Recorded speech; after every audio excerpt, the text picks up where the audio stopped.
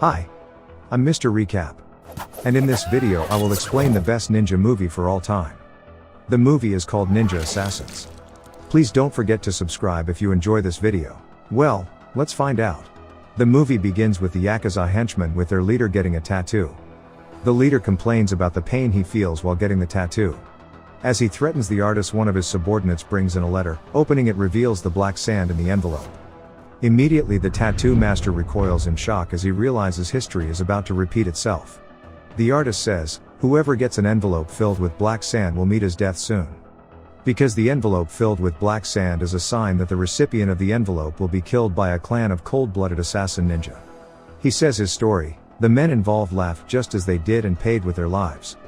He also says that he should have died if not for a birth mistake. According to him, his heart was on the right side of his chest, so he was able to escape the ninja's blade. When he shows the Yakuza henchmen his scar, they all laugh hysterically.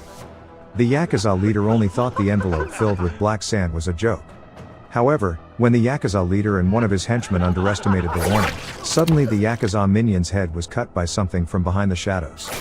The attackers destroy the lights in the room and eliminate everyone in sight. Men were killed by a clan of assassin ninjas who are always on the move and carry out their actions from behind the shadows. You don't have to do this! The tattoo artist warns him that it's pointless to do so. He doesn't listen and is eliminated as well. So was the tattoo master. Then the scene switches to showing a Europol agent named Mika, explaining something to her boss, Maslow. Mika reveals that she has found a connection between several assassinations of the most influential political figures in the government with the Ozunu clan, which she believes to be a clan of assassin ninja. She asks for an hour to prove to him that the ninja clan exists.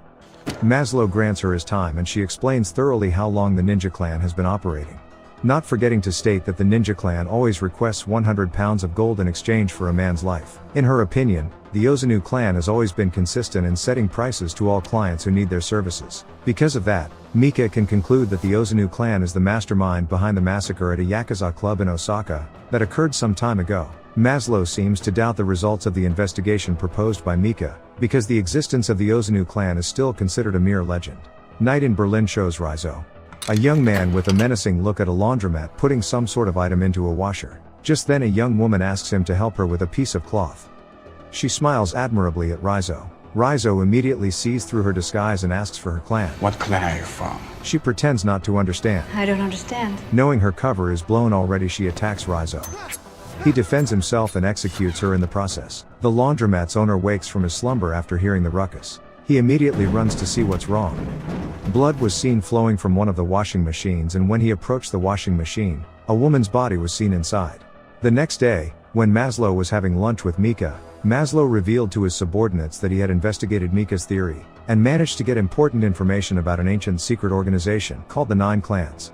Maslow said that a KGB agent, named Alexei Sabatin, was trying to uncover the Nine Clans organization, that was involved in a series of murders of the most influential people around the world since decades ago. But everyone thinks that Sabatin is just making it up, and has a mental disorder. Maslow compliments Mika and she smiles.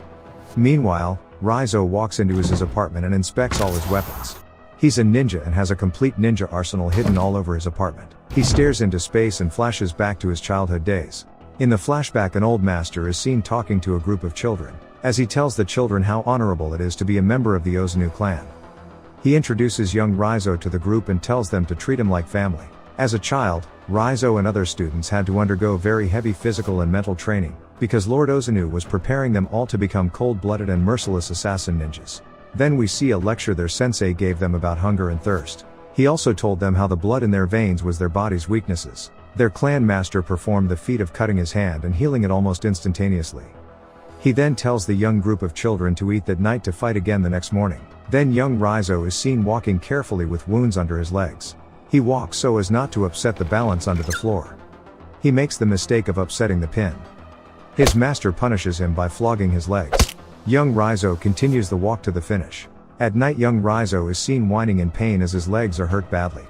Just then a girl from the same group he's in helps him treat the wounds under his legs. Her name is Kiriko. The flashback ends with older Rizzo hardly training with all kinds of weapons. It seems like he's preparing for something bad. Meanwhile, Mika pays Mrs. Sabatin a visit about a report her husband wrote a while back. Mrs. Sabatin explains how her husband's report caused him to be more paranoid about his security. She says after the report gained some attention, he started installing lights and sensors and cameras all over the house. She says he doesn't want any shadows around the house. She also explains that her husband was a soldier and that he wasn't one to be shaken easily. She recalled that a man came to their house and spoke with her husband. When asked about how her husband died, she said the lights went out and the deed happened. Mrs. Sabatin showed Mika some files her husband left behind. Mika accepts them and takes them to her home.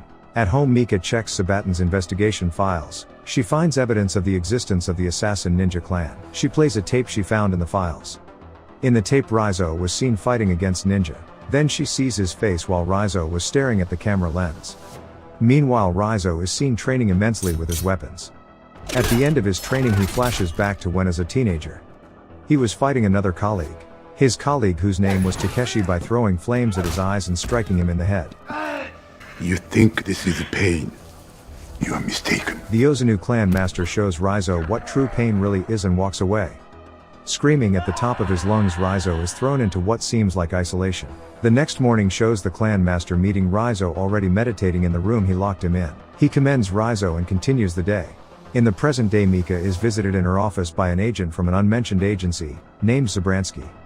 The agent requests to ask Mika some questions. He inquires about their unusually usual lunch dates she and Agent Maslow seem to be having.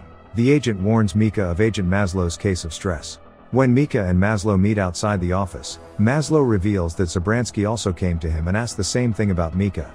Mika then assumed that certain parties were watching the two of them because of their investigation related to the 9 clans, and would try to stop their investigation. Maslow also thought so because the actions of the 9 clans were related to the most influential people in the world. The assassin clans are protected by powerful people around the world and ask Mika to increase vigilance. Unknowing to them, they're being watched. They both walk away unharmed and Mika makes it home that night. She takes a look at the documents of Mrs. Sabatin and learns more of the ninja clan's true existence. The next morning shows Rizzo walking in a market. He flashes back to the moment he caught his teenage crush. Kiriko was cutting the bonsai rope and said that Kiriko would get in trouble for doing so. However, Kiriko said that every living thing, including bonsai plants, has a heart and has the right to choose its own path in life. His colleague reminds him of his heart and instills some life into his already stone-cold heart. After that, young Rizzo had to undergo rigorous training to improve the sharpness of his sense of hearing. Lord Ozunu ordered Rizzo to wear an eye patch for a whole year, and do everything blindfolded to get used to the dark, because a ninja must be able to fight and survive in any situation. At first Rizzo found it difficult, but over time, he was able to adjust and was able to fight against his opponents, just by relying on his rapidly increasing sense of hearing. Even Rizzo could hear Kiriko's heartbeat, which was in sync with his own, even though they were far apart. The next morning shows the lady ninja Kiriko beating another colleague. She wins the fight and the clan master asks her to cut him so he knows the meaning of failure. She refuses and gets cut instead by the clan master and is sent to their clan's penitentiary. At night Rizzo is seen giving Kiriko some water secretly. He asks her why she did what she did. And there was no tangible response. The next morning shows Kiriko and Rizzo sharpening their weapons. One night when it rains heavily, Kiriko tries to escape from the ninja school of the Ozunu clan. Rizzo, knowing this, tries to convince Kiriko to stay. Because the consequences that will be faced by students who try to escape are executions. But Kiriko remained determined to leave the Ozunu clan, then climbed the wall behind her. The present day shows old Rizzo picking up a phone call from a Japanese caller. He instantly knows what he's supposed to do and runs off. He gets the Mika's photo as the next target of the ninja clan. On the other hand, Maslow, who is often suspected by high-ranking world intelligence agencies, after discovering Alexei Sabatin's investigation of the 9 clans, tries to warn Mika of the dangers that may come soon. Maslow supplies Mika with a gun just in case, and asks her to find a safe hiding place. However, when Mika arrived at her apartment, there had been a power outage in the entire apartment building. Mika notices the coincidence and immediately gets suspicious. She slowly makes her way to her apartment upstairs. She opens her door and hears something moving in her apartment. She walks to a room in her apartment and sees a familiar letter containing black sand. She's assaulted by ninjas in the dark. Thankfully her life was saved by another ninja who stopped them. Mika fires her gun at the silhouettes and fights immensely in the shadows. She then comes to the realization that she's helpless and she watches them fight it out. One of the ninja tries to save Mika, and after he manages to knock out the ninja who was intent on killing Mika, the ninja warns that there will be more to come. More will come. What? They won't stop until you're dead. After that, the rescue ninja showed his true figure from behind the shadows, and it turned out that the ninja was Rizzo. Do you know me? Mika, who recognized Raizo from the tape, was shocked that Raizo saved her life. After that, they left before the other assassin ninjas came and killed them. Takeshi is seen leading the ninja group meant to finish Mika off. Run, little brother. Run. Takeshi says before a flashback which reveals young Kiriko, who was running away, was chased and captured by Takeshi. In the flashback, Kiriko was tied to a pole. Lord Ozunu ordered Takeshi to execute Kiriko in front of all his students, so that no more students dared to follow in Kiriko's footsteps. Takeshi, who knew that Raizo and Kiriko were close friends, then stabbed Kiriko in the heart while carving a sly grin at Raizo. The present day shows Mika and Raizo in her car escaping their ninja pursuers. The duo introduces themselves and Mika asks him why he's after his own clan. This question makes Raizo remember an assassination he carried out with his Ozunu clan master by his side. According to the clan master, the man was wearing a gold watch. He told Raizo to bring the watch to him, of which he proceeds. It's gonna take more than a knitting needle to fuck me up, boy! After a long and tiring fight with the heavy man, he wins the fight and removes the gold watch from his hands. The next scene shows wounded Raizo holding a golden watch on top of a building. He extends the gold watch to his clan master, who later tells him to keep the watch. Just then another girl who tried to escape the clan was brought to his face. She reminds him Kiriko. The Ozunu clan master orders Raizo to eliminate her to become a true Ozunu. Unable to bring himself to eliminate girl, Raizo cuts his clan master with his kusarigama. Enraged, the clan master orders the assassins present to end Raizo's life. Raizo almost ended up losing his life as he fell down the tall building. Luckily, a swimming pool saves his life. Back in the present, Mika and Raizo decide to hide in a motel for a while. Raizo then asked Mika to clean herself without using soap and change clothes. After that, he spreads cigarette smoke on Mika's body to hide her scent because ninja assassins have a sharp sense of smell like a wolf. Assassin ninjas could find their targets just by smelling their scent. Mika, who thinks that Raizo wants to take revenge on the Ozunu clan, then contacts Maslow so they can meet. Mika and Raizo meet with Maslow to discuss the situation they are facing in a remote place. Even so, Raizo sensed that something was amiss at their meeting this time, as he was suspicious of Maslow. Why have you done this? Then why? Sure enough, not long after, special forces immediately attacked Raizo with a high-voltage electric shock and paralyzed him instantly. Raizo is then taken by Maslow and Europol's special forces to a hidden location for interrogation. Sure doesn't look like a killing machine to me, sir. Looks like he belongs in a boy band. He couldn't have heard that, could he? Mika, who felt betrayed by Maslow, immediately demanded an explanation from him. Maslow said that he had no other choice because those in power ordered him to arrest Raizo. He calls her up to a room, tells men to clear the room and explains his suspicions to her, telling her how serious the higher-ups are taking this ninja case. He gives Mika a beacon and tells her to activate it whenever she needs his help. Mika pays Raizo a visit in his cell and gives him some water. She tells him Maslow is on his side and Raizo tells her it's already too late. Mika runs to warn Maslow, but it's already too late. The lights go off and everyone is alert. Immediately Mika makes her way to Raizo's cell. Raizo warns them of the impending danger. However, things take a drastic turn as the assassins begin their work. They eliminate all the guards. Mika fortunately finds the key to Raizo's cell and frees him just in time. Raizo eliminates a ninja as he's freed and leads Mika with him to the right path. In the corridor, Raizo tells Mika to wait for him as he defends both of them against some assassins. Meanwhile, the other guards are still fighting against the shuriken throwing assassins in the computer room.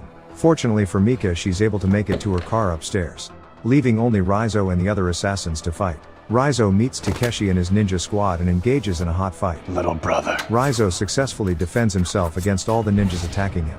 Wounded, Raizo makes his way to Mika's car and is attacked on the way by more ninjas.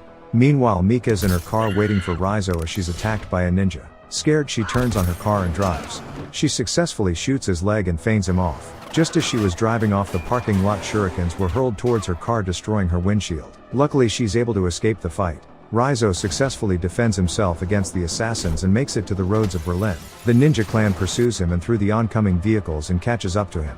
Takeshi fights Raizo and cuts him in the stomach. Mika helps Raizo out and drives him away. After that, Mika took the seriously injured Raizo to an inn to hide because Raizo was reluctant to be taken to the hospital. Mika thanks Raizo for saving her life while he sleeps unconsciously and activates the beacon Maslow gave her. Then she hides nearby motel and sees his ninja come to their room.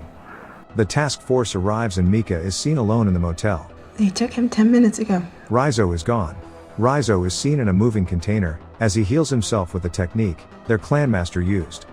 The vehicle stops and Raizo is presented to the Ozunu clanmaster. He reminds Raizo how disappointed he was, for the shame Raizo brought his clan. Raizo is set to be executed that night. On the execution spot, Raizo spits out a beacon, which pinged the location of the clan's whereabouts. The agency arrives just in time to eliminate the clan. The assassins defend their home and a hot fight ensues. Mika, who came with the Europol troops, immediately freed Raizo. After that, Raizo engages in a deadly duel with Takeshi, whose abilities are almost equal to Lord Ozunu. However, Raizo, who intends to avenge the death of Kiriko, has been training very hard to wait for the moment to come face to face with Takeshi. Despite fierce resistance from Takeshi, Raizo was finally able to subdue the man, and avenge Kiriko's death. Still badly injured and covered in blood, Raizo tries to fight Lord Ozunu, whose fighting abilities seem timeless, even though his body is starting to age. Lord Ozunu could easily parry and reverse Raizo's attack, until he was finally pushed and managed to be paralyzed. When Lord Ozunu was about to kill Raizo with his sword, Mika came and shot the clan leader, saving Raizo. However, Lord Ozunu, who suddenly disappeared into the darkness, to avoid Mika's attack, Where is it? appeared behind her, and stabbed her right in the heart. Immediately, Raizo was furious to see Mika killed in front of him, then got up and returned to fight Lord Ozunu, with all his remaining strength. After a fierce and deadly duel, Raizo finally managed to kill Lord Ozunu with a deadly shadow blending move. Raizo, who still heard Mika's heartbeat, then carried her from the flames. Outside, Maslow and Europol's special forces managed to defeat the ninja assassins of the Ozunu clan. Raizo then tells Maslow that Mika survived Lord Ozunu's deadly attack. I don't understand. She's got a hole right through the middle of the heart, but... and is still alive because she has a unique body condition. Her heart is on the right side of her chest. When the Europol special forces had left the secret base of the Ozunu clan and the fire had been extinguished, Raizo stayed behind and climbed the wall that Kiriko had used to escape from there. On top of that wall, he saw a beautiful view of the mountainous area surrounding the place. Raizo smiled, and for the first time in his life, he breathed in the fragrance of the freedom that had been Kiriko's dream. If you want to see the most entertaining fighting scenes from Ninja Assassins, then click on this pictures. And don't forget to subscribe to see more interesting videos in the future. See ya.